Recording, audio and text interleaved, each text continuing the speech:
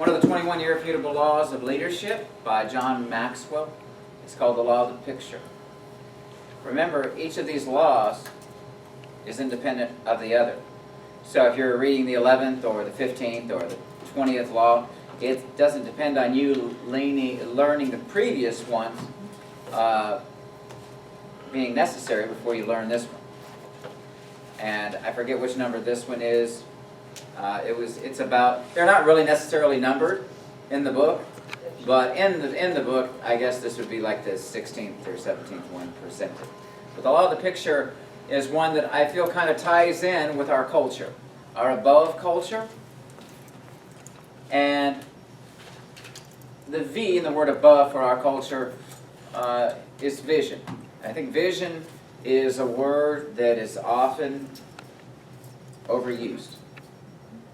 It's a word that people like to throw around as to they are that type of person. They're a visionary, or here's my vision that God gave me for it. You know, I think that's overused. You know, God gave people visions in the Bible, and they were real. It wasn't somebody exaggerating or trying to be known for being this type of person who has a vision. In fact, you are, let me just say right away, you are what you do every day. You are not what you would like people to think that you are. You are not what you'd like to be remembered as, unless it's what you do. You are what you do. Now, the law of the picture. The law of the picture says that people do what people see. We all have children. Several of us in here, raise your hand if you have children. Most of us in here. And if you didn't have children, you probably have a niece or a nephew or a cousin that when they're real young, they just do what you do. They do what their mom does. They do what their dad does. And, you know, leadership is the same way. When leaders show the way with certain actions to other people, the followers will copy them in accordance. Now, there's good leadership and bad leadership, right? Leadership is influence, nothing more, nothing less. You'll learn that when you read the law of influence. But leadership is influence, nothing more, nothing less. And if you're a bad leader, that's what you'll have influence with. I remember being a bad leader out in the world, doing things that I shouldn't be doing, even when I was running drugs and drinking every day. I was still a leader. I was taking a whole lot of people to hell with me, but I was a leader. And I'm just so glad that we have the testimony now, right, that we can be sitting at the Lord's table doing things for His good, using our talents and traits for His kingdom and for His glory. But when leaders show the way with the right actions, the followers will copy them and succeed. Now, great leaders, they always seem to embody two seemingly distinct qualities. They have good vision, and they are very practical in how to fulfill that vision.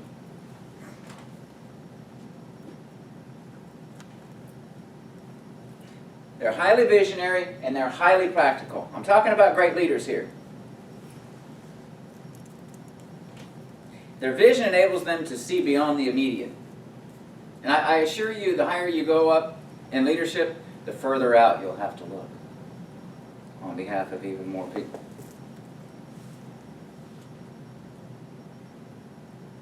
I can tell you how little I'm looking at what is going on in the next 2 days in this ministry as I am 2 years down the road.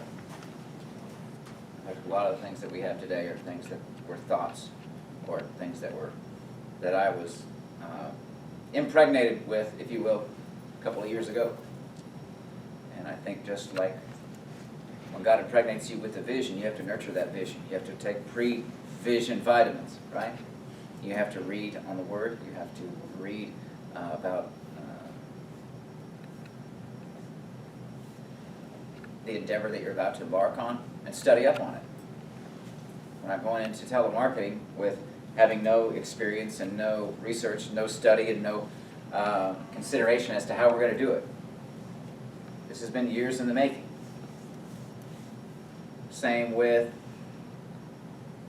the numbers of the people that we are calling. That was years in the making.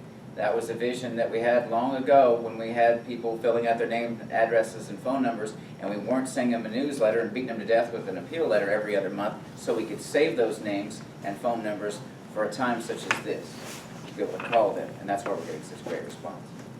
If we warned these people out before, do you think we would get the great response that we had? Absolutely not. So there was some vision involved. There was some big picture involved. Now, leaders possess an understanding of how a couple of things are intertwined to work.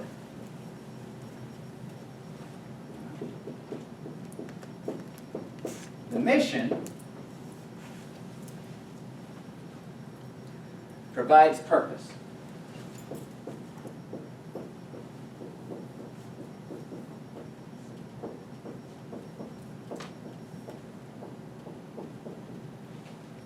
As I talk about the law, I want you to think about your position, whether you're laterally a leader with someone else or whether you have people that are underneath you, whether you have leaders that are underneath you or students that are underneath you. At any given point of time, it's leadership. You have people that are following your very instruction at that time, and over a course of time, these laws will be most applicable for you. Not necessarily all in an afternoon are you going to discover the application of every single law that we bring up to you. You understand? So much of the laws of leadership have to do with a nurturing and a cultivation of relationships and how the concepts apply over a number of months and years between folks. Vision provides a picture.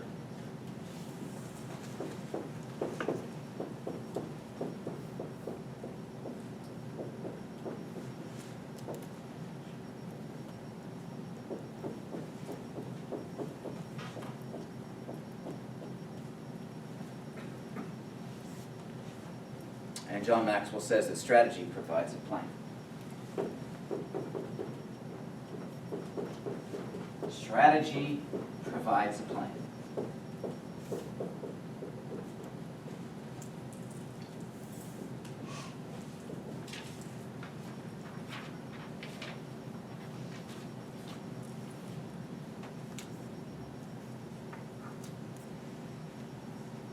I don't think that if leaders aren't practical, that we are doing something that preserves a purpose. If leaders aren't painting a picture for folks so they can see the vision of where they're going, so they are invested in their hearts. And if leaders don't say, hey, this is how we're going to get there, then they're really discounting the effectiveness of the journey for the folks they're trying to get involved. You've got to do the same thing in your department. I would love to see marketing talking about, first of all, everything that we do, as Pastor Jared says, this is just an example. Marketing can say, everything that we do, as Pastor Jared says, is tied to our mission statement. And our mission statement says that we disciple people with life-controlling problems to the point where they can become functioning and contributing Christians in today's society. So we're going to pray before we get on the phone. We're going to get on the phone, we're going to get this thing booked out 3 or 4, maybe even 6 months after a few more months goes by, and then here's what we're going to do.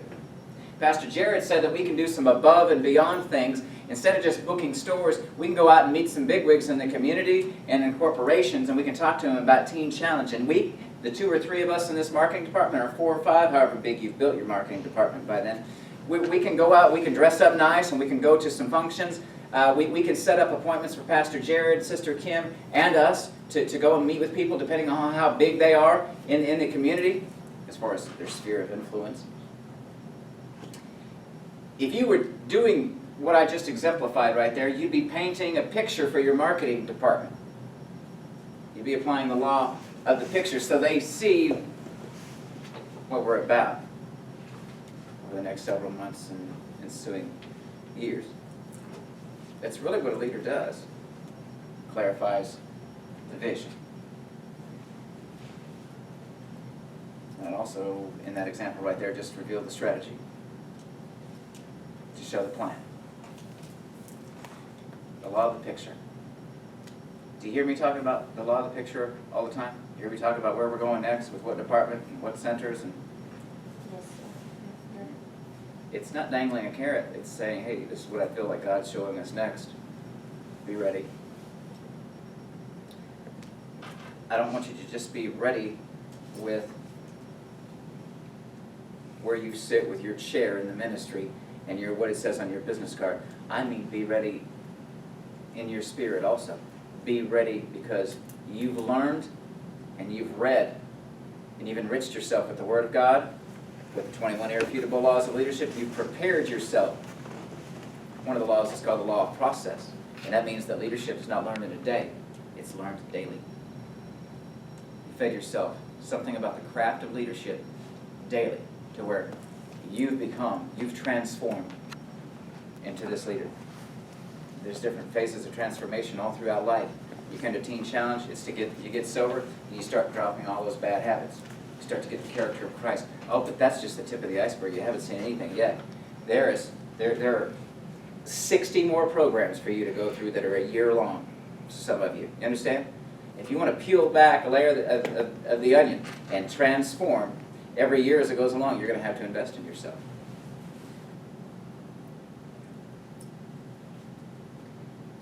Leaders are not only good with vision and creating the big picture, but they're also practical with looking at scenarios and knowing how to get there. They've spent some ink, as I say. They've spent some time writing out some scenarios. Not only the specific outcomes of the scenarios, but the timelines involved with them. Leaders are stewards of the vision. So we're not only visionary, but we are stewards of the vision.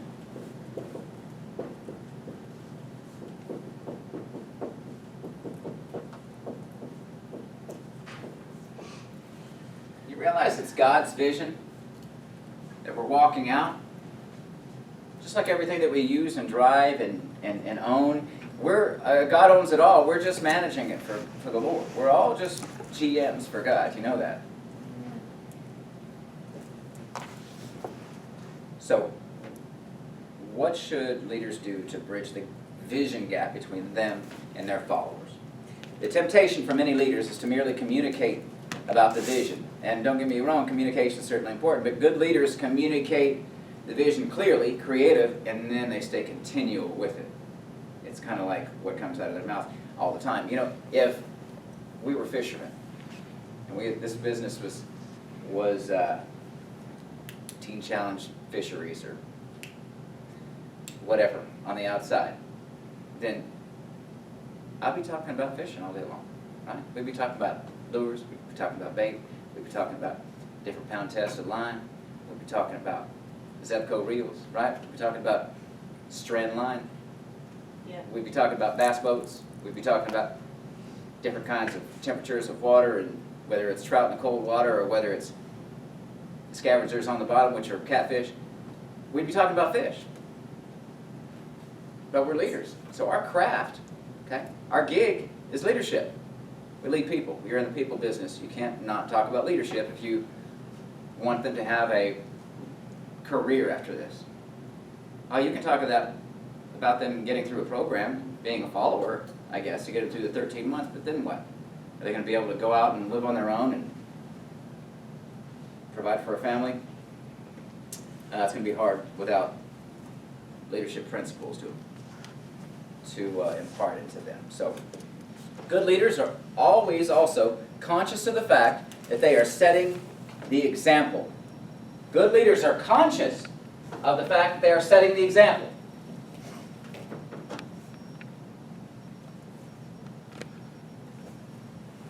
I'm aware of the example that I set with what I do and what comes out of my mouth.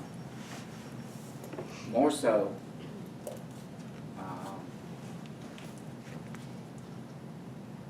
than anything else. Your parents ever say, practice as I do as I say, not as I do? That's right.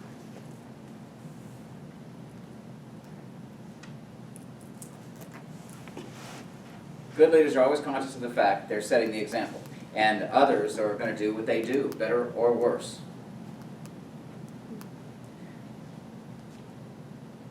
That's not to say that leaders have all the answers all the times. But I can tell you the better the leader's actions, the better their people's.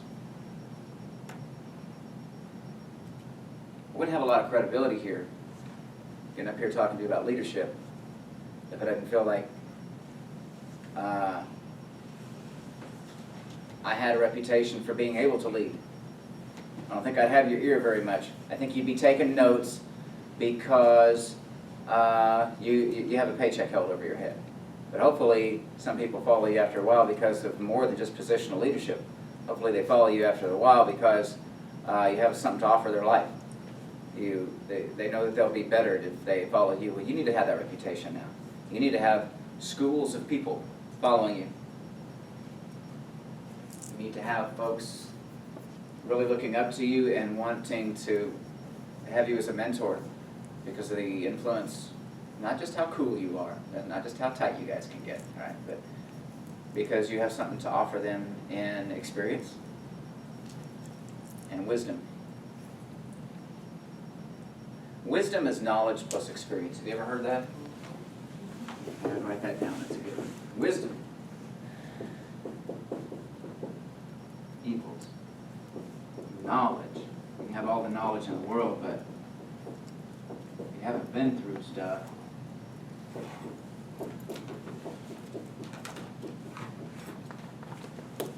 and now look at this. If you've had experience, you've had application. Right? In fact, experience is often synonymous with application. You applied something to your life, you've got experience in using it out there in life. So it really takes application before you can have wisdom. Right? Wisdom is partially applied, either knowledge or experience. Anyone who has led anything, though, knows that leaders don't necessarily have all the answers, and that's not what the big pick is about. The leaders who make the greatest impact are often those who lead well in the midst of uncertainty.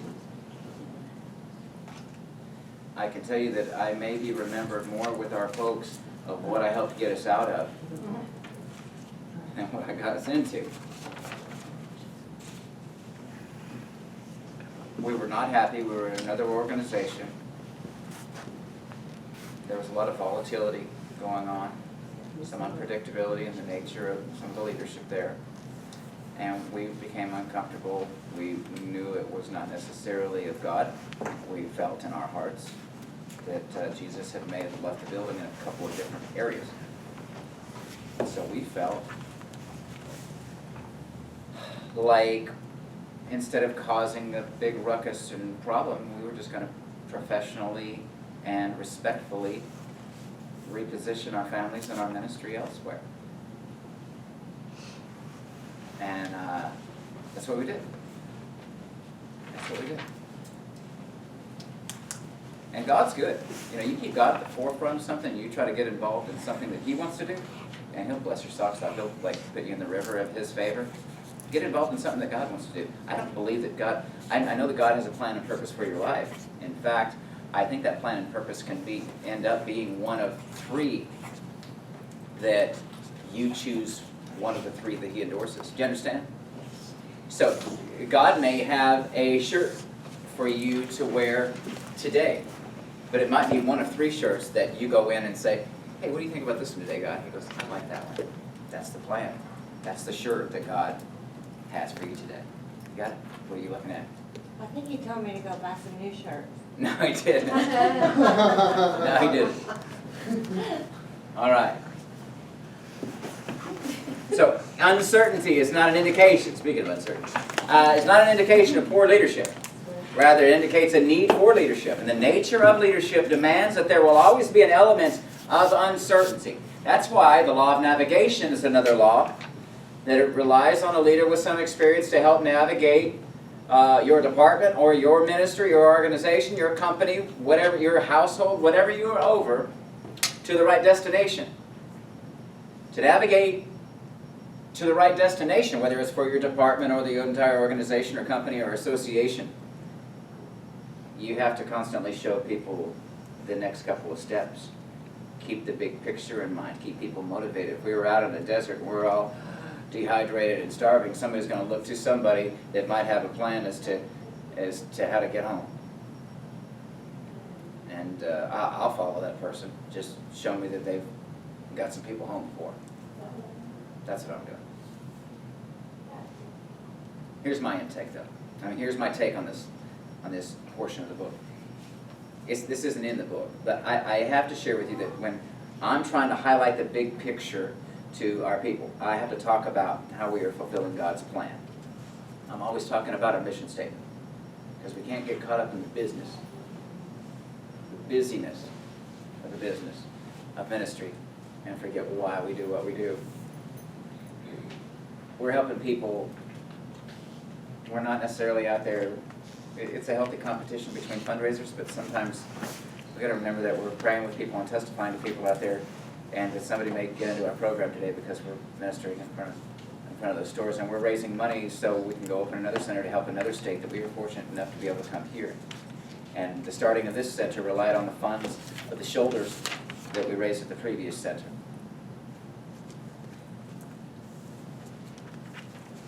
When you do what we have you doing, you can't do it, in my opinion, without remembering why we do it. So that's very much the law of the picture. Also, the law of the picture, we try to keep the law of the picture activated around here. This is the article that Wilkerson read before he went to the streets of New York to minister. He read it in Life magazine. Mass murder trial of a teenage gang. And then he would go to the, he felt called to go to the streets of New York, which seemed like a ludicrous plan to everybody else. But it birthed the miraculous. It birthed a ministry.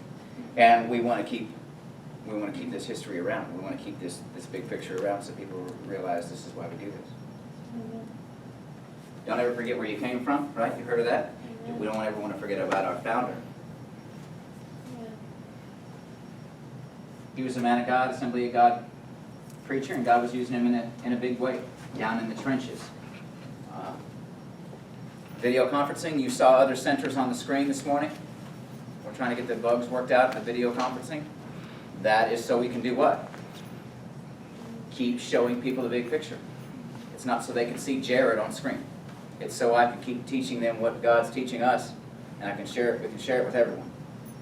So we can all keep the big picture in front of everyone. So we start losing touch. So we stop that, and we've got different centers operating in different ways. And anything with more than one head is a freak, right? You get Lone Rangers, you get centers that also all of a sudden have different agendas, they have different schedules. Everything is different. No matter how much we go and visit them, they change after we leave. But if we show them the big picture and why we do what we do, then they're loyal. They're loyal. Without, that's why I say training is everything. Without it, I mean, this communication from our leaders to our student leaders is an exchange that must have one of constant painting of a big picture. You understand? Remember the dorm leader and the emerging leader handbooks? Did we hand those out, by the way? No. To the whole center, Becky? Yes, they all read them and sign the back. Good. Okay. And then The copy of they that goes keep in the- file. Okay, but then they keep the book themselves, right?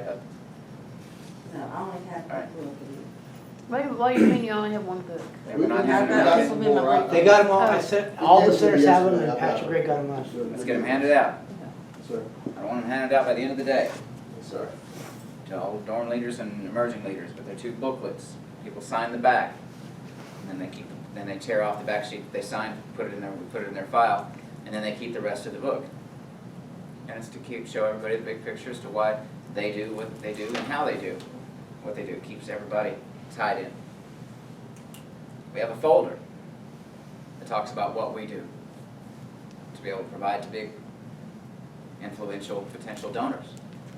Show them the big picture of what we do in this ministry without going through the effort to draw the big picture in different ways for different people. You're not going to be able to illustrate it. You're just going to be on your own little island, think that you're operating and you're doing this thing. You might be doing a great work, but nobody knows about it. Right? Same with the trifold brochure that we just created. That is something that we're going to be handing to multiply tens of thousands of people over the remainder of this year. And as many people this year is going to be my goal in the next 12 months to get these in the hands of over 500,000 people. That's a lot, right? 500,000 folks I want to get this brochure in the hands of, so I'll have an opportunity to say no or to say yes. But if we don't get it out there, then we don't give it the opportunity. How much time do I have left, Ray? All right, good. All right, a couple of insights for leaders. Followers are always watching what you do.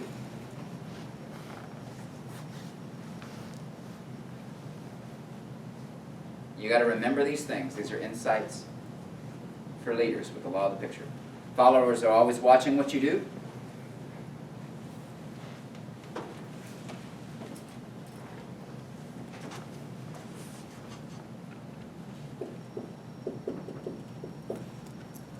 Followers watching. Number two, it's easier to teach what's right than to do what's right.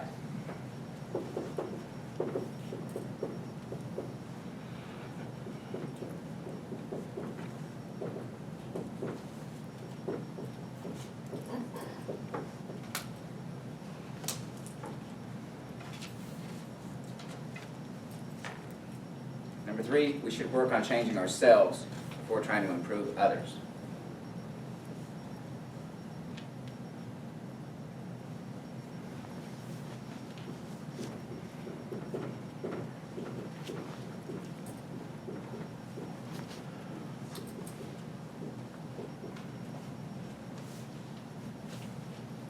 If you're going to be teaching and leading, you need to be working and striving and exemplifying to others. Right?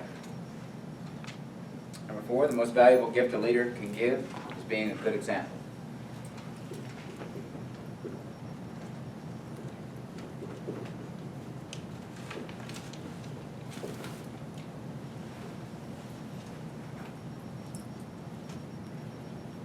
Leadership is more caught than taught. You know what that means?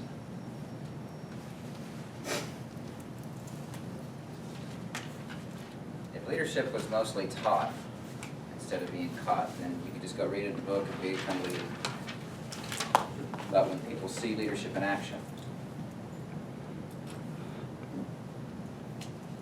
that's when they get it in their spirit as to how to be.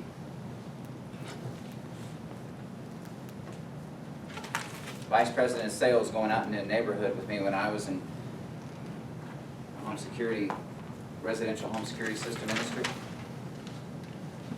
He and I would fly across the country. He would take people out in front of me at first when I started to be a corporate trainer. He would take me out into a neighborhood. We'd have 6 people into a brand new neighborhood, and he's out knocking on doors. That's Vice President of our company, and there's tie and slacks, and he'd get us inside a house. It's the first time that people have ever seen us. We walk inside, and he writes up a sale right in front of us all. And that was impressive to me. You know, remember that security guy that, yeah, imagine somebody knocking on your door and say, hey, I want to sell you a security system today. They say it in a different way. But now you got a group of people with you on your porch. You know, it's even tougher to get in because it's harder to build a relationship because you have the distraction of trainees all with you. And he was leadership in action. He walked the walk. And then when he left, I thought, hey, if Vice President of Sales could teach these people how to do it, I can go out here can't do that. And then they thought, hey, if the corporate trainers out here helping us do this, then we can obviously do that. So, taught them caught. And it's up to you to set a standard of behavior. Mayor Giuliani, anybody know who Mayor Giuliani was? All right, he was the mayor of New York City, and he had a spotless political record before he became mayor of New York, but he became excellently notorious when 9/11 occurred. And for months after 9/11 occurred, there were from 6 to 20 funerals a day. For months. 6 to 20. Until all, 3,100 of them took place. He would try to make at least 2 funerals a day himself, all those days. Imagine going to 2 funerals a day, all those days. And the other funerals that he wasn't at, he would make sure that one of his constituents showed up at every single funeral. This is way past all of the political limelight and everything that all the cameras are on him. All the cameras are gone after a number of weeks. And for months and months, he's there behind the scenes doing that with those families. I mean, he had to grieve with them all. I'm sure if you go through that, you lost someone yourself, you know? So that's pretty amazing. He set a standard of behavior. That's the reason I bring this up.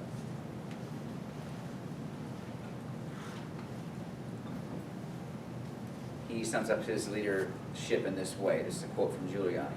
All my life I've been thinking about how to be a leader, whether it was when I was running the corruption unit of the U.S. Attorney's Office in the Southern District of New York, then the narcotics unit, or turning around a bankrupt Kentucky coal company after being appointed as a receiver, or watching Ronald Reagan, Judge McMahon, and others. I realized later that much of what I was doing in studying these people so closely was preparing me. It was simply preparing me. Unconsciously, I was learning how to run things already. So it's something to think about. In other words, he was simply doing what he was simply doing what he had seen his leaders do throughout his career. He has already practiced the law of the picture. Application. If you're already practicing the law of process, which is learning leadership, right? Learning about leadership principles. If you're already practicing the law, and we'll talk about that at another time, the law of process, then you're currently working to sharpen your skills to increase your leadership ability. But there's more to leadership than just technical skills. Character is vital. And this is the area that you address before trying to change others. See, if you don't have the character yourself, nobody's going to listen to your big picture, visionary statements. Right? If you got credibility, you're not noted for getting in trouble, and you are noted for practicing what you preach and being a woman or a man of God, then you're going to have a lot of influence when you speak.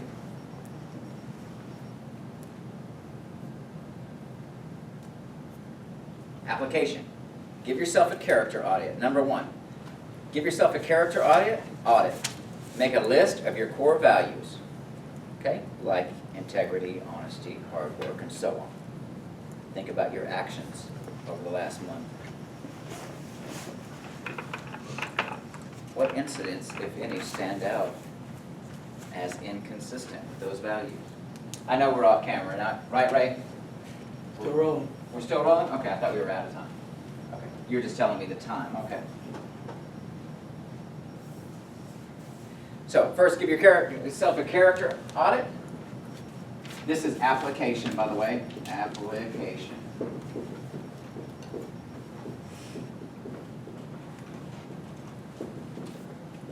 Character audit. Number 1, write down core values.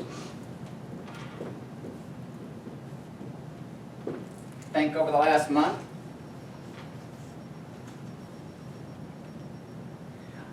Is there anything that's inconsistent with those values?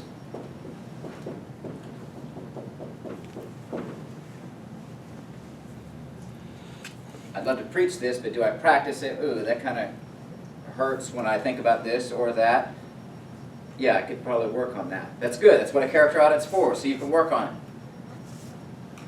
It's not to pat yourself on the back and tell you how great you're doing all the time, right? The primary example you set for your followers comes in the area of character. And so you understand the law of the picture is going to be loudest when you live it instead of when you just say it. Right on?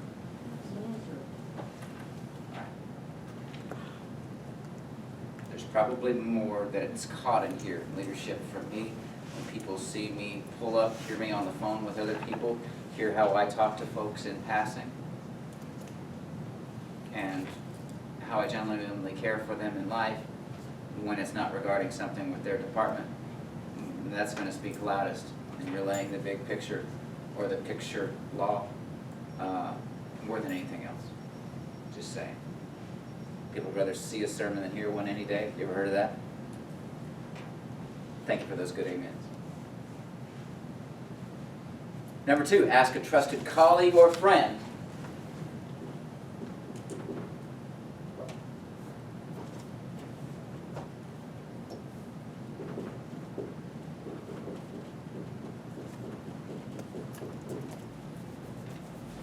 If you represent, well, ask them to watch you for an extended period of time, at least a week. So I need you to watch me for a week. I need you to compare what I wanted to be noted for on my audit versus how I actually am. Okay, so just watch me for a week and see if there are any inconsistencies with what's on my list of core values, which is versus how I act. Okay? They can come in and have a seat in there, right? Yes. Then plan to meet at the end of the observation period to review the results. Ask a friend to watch for a week. And then at the end of the week, because you can't lie, right? After a week or two's gone by, they're going to tell you, okay, here's where the rubber meets the road. Remember you said honesty, integrity, and patience, and long-suffering, and compassion, and all this other stuff? Well, you missed it. Or whatever the case. This is a good way to sharpen yourself, and this is an applicable way. Number 3. What are the 3 to 5 things you wish your people did better than they do now? Underneath you. Whether they're in your department or whether they're students that you are over a certain point in the day, whatever the case may be. If you're an emerging leader and you're over the kitchen, you have 2 people that work with you in the kitchen, you're over 2 people, you can do this exercise regarding them also.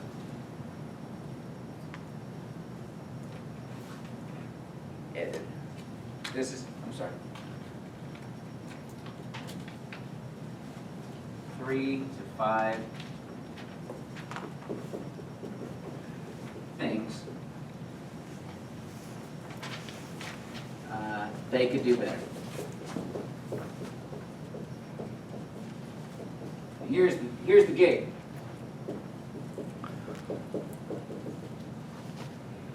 The 3 to 5 things that you're going to notice that they could do better are probably going to be consistent with the thing that the person pointed out with you, because you notice what you lack.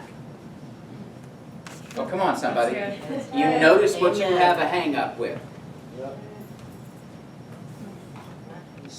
Yeah. Person that's always interrupting or whatever, they hate to be interrupted. They notice when somebody interrupts.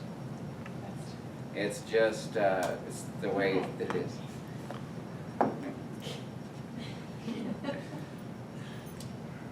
A few years ago, mine weren't visible enough. Let's see.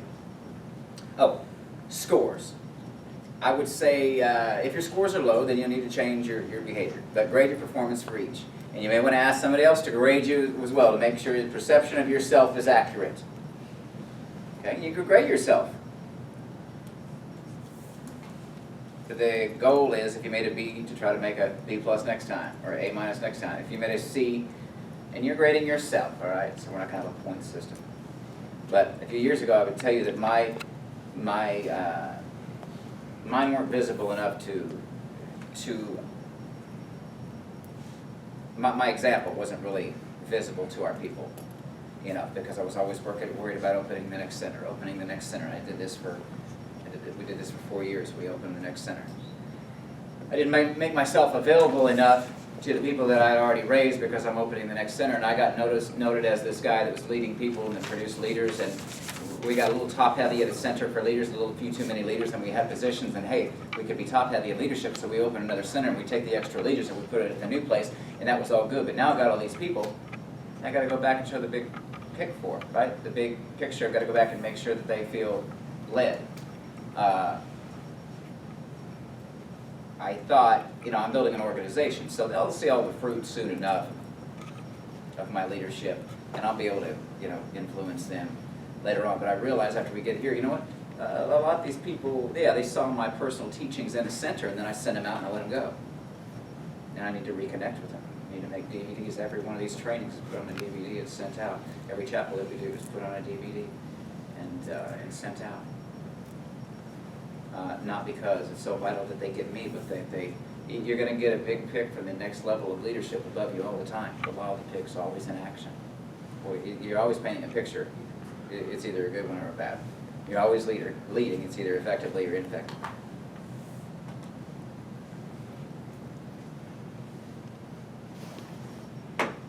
I need the law of the picture just as much as people working for me and the people working for you. All right? Somebody want to pray us out? I thank you for placing us in the positions that we're in, Lord. I pray that you help us to continue to grow in you, Lord, and to lead by example as we follow the greatest example of all, and that's you. Lord, we bless your name, and we thank you for our many blessings over this ministry. And we ask that you forgive us where we fell. In your precious name we pray. Amen. Amen. Amen. Good part. Good part.